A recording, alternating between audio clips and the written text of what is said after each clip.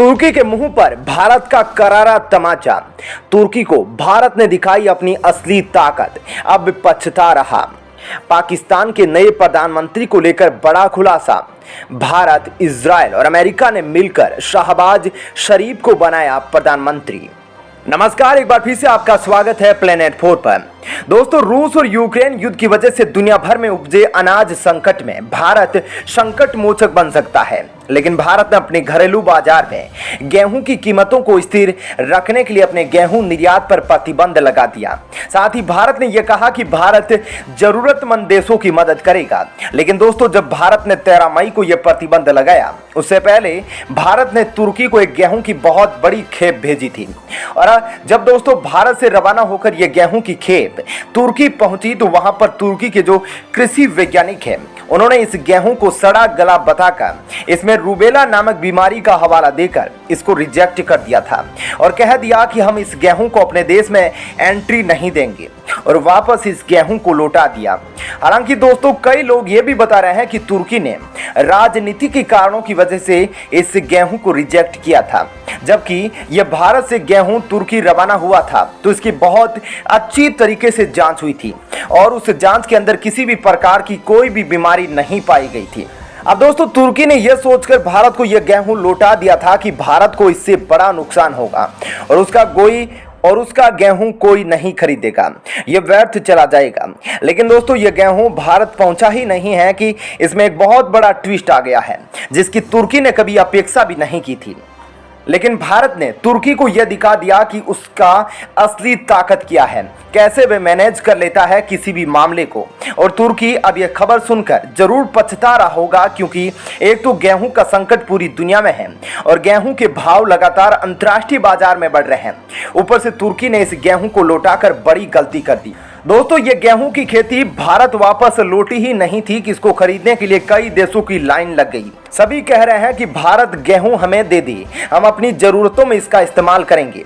मिस्र ने तो इसको खरीदने के लिए ऐलान भी कर दिया। दोस्तों, इस खबर से न केवल भारत की प्रतिष्ठा में 4 चांद लगे हैं, बल्कि तुर्की की गंदी सोच का पर्दाफाश कर दिया है कि किन इरादों के साथ तुर्की ने भारत के गेहूं को लौटाया था। परंतु भारत के पास भी बहुत सारे ऑप्शन हैं। भले ही तुर्की ने इस गेहूं को दोस्तों नहीं लिया, लेकिन कई देश गेहूं के लिए त्राहिमाम कर रहे हैं। दोस्तों, भारत ने गेहूं पर जब प्रतिबंध लगाया, उससे पहले ही तुर्की को यह गेहूं भेज दिया था। अन्यथा भारत यह गेहूं तुर्की को नहीं देता, क्योंकि गेहूं निर्यात पर बैन लगाने के बाद से करीब 5 से 6 देश भारत के दरवाजे पर खड़े हैं। यह देश भारत से गेहूं खरीदने की गुहार लगा रहे हैं। अब दोस्तों, गेहूं भारत निर्यात जरूर करेगा, लेकिन इसके लिए भारत ने क्या किया है कि एक समिति बनाई है जो यह फैसला करेगी कि किस देश को गेहूं की ज्यादा जरूरत है और किसको बेचा जाए। इसलिए इसकी एक लिस्ट बनाई गई है। हालांकि दोस्तों, सरकार की ओर से अभी तक उन देशों की लिस्ट जारी नहीं की गई जो कि गेहूं खरीदार होंगे।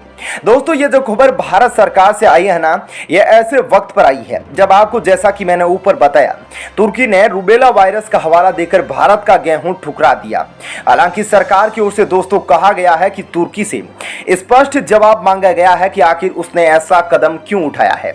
लेकिन भारत का दोस्तों यह गेहूं व्यर्थ नहीं गया और जब तुर्की ने रिजेक्ट किया तो दोस्तों मिस्र इस लाइन में खड़ा था।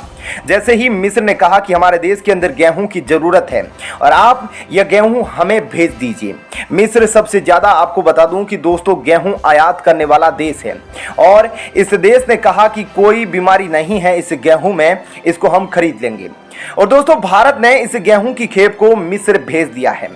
अब दोस्तों, भारत और मिस्र की इस डील से तुर्की को न केवल करारा तमाचा पड़ा है, बल्कि भारत ने यह दिखा दिया है कि उसके माल की क्वालिटी में कोई खराबी नहीं है। खराबी है तो ग्राहक की सोच में है। अब आपका क्या कहना है मिस्र के उठाए इस कदम पर? अपना विचार इस पर जरूर रखिएगा। दोस्तों, भारत के जो खाद्य सचिव है सुधांशु पांडे, उन्होंने ये भी कहा कि भारत ने 13 मई को जब गेहूं निर्यात पर बैन लगा दिया था, इसके बाद घरेलू बाजार में जो गेहूं की कीमतें हैं वो कम हुई है। साथ ही दोस्तों, जो रूस और यूक्रेन युद्ध है, इसकी वजह से पूरी दुनिया के अंदर गेहूं की मांग बढ़ी है। मौजूदा वित्त वर्ष में दोस्तों हमारी सरकार ने लगभग 45 लाख मैट्रिक टन गेहूं के निर्यात का अनुमान जताया था। इनमें से दोस्तों 14 लाख और 63 हजार मैट्रिक टन गेहूं अकेले अप्रैल 2022 में ही निर्यात किया जा चुका है। साथ ही दोस्तों ये जो महीना चल रहा है इसके अंदर भी भारत ने 95,167 मीट्रिक टन आटा भी निर्यात किया था। वहीं दोस्तों इसके उल्टा अप्रैल 2021 में भारत ने 2,43,000 मीट्रिक टन ही गेहूं का निर्यात किया था। ऐसे में दोस्तों ये आंकड़ा काफी ज्यादा बड़ा है। हालांकि भारत में गेहूं का उत्पादन पहले के अनुमान की तुलना में कम रह सकता है। फरवरी 2022 में सरकार ने 11.1 करोड़ टन गेहूं के उत्पादन का अनुमान लगाया था। हालांकि मार्च आखिर में जब लू के थपेड़े आए तो फसल पर इसका असर पड़ा और फसल कम हुई है। आपका क्या कहना है दोस्तों तुर्की को सिखाए इस सबक पर, जरूर बताइएगा। साथ ही अब अगली खबर की ओर रुख करते हैं। दोस्तों पाकिस्तान के जो पूर्व प्रधानमंत्री है इमरान खान, वो सत्ता जाने का शोक मना रहे हैं।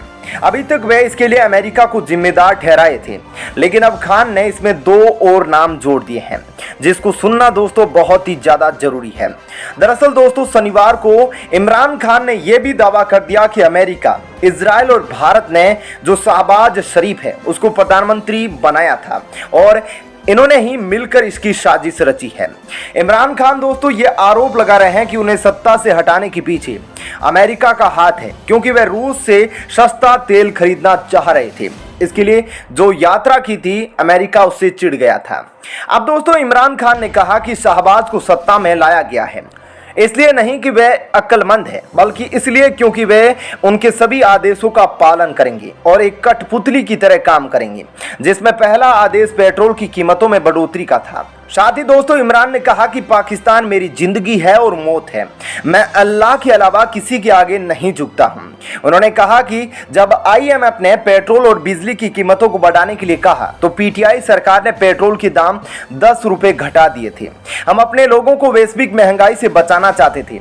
हमारा लक्ष्य बाहर से पैसे लाकर लोगों को मुद्रास्फीति से राहत देना था। पेट्रोल बिजली महंगी होने से बाकी चीजों के दाम भी बढ़ जाते हैं। दोस्तों इमरान खान ने यह जो दावा किया है इसमें इजराइल और भारत को भी घसीटा है। आपका क्या विचार है? जैसा कि दोस्तों शहबाज शरीफ ने संकेत भी दिया था और जब प्रधानमंत्री बना था तो उसने सीधे पहले भारत से बातचीत की उम्मीद जताई थी। ऐसे में क्या इमरान खान का दावा सही भी है या नहीं? अपना विचार इस पर जरूर रखिएगा। साथ ही वीडियो को लाइक और शेयर जरूर कीजिएगा। फिलहाल के लिए इस वीडियो में इतना ही। धन्यवाद।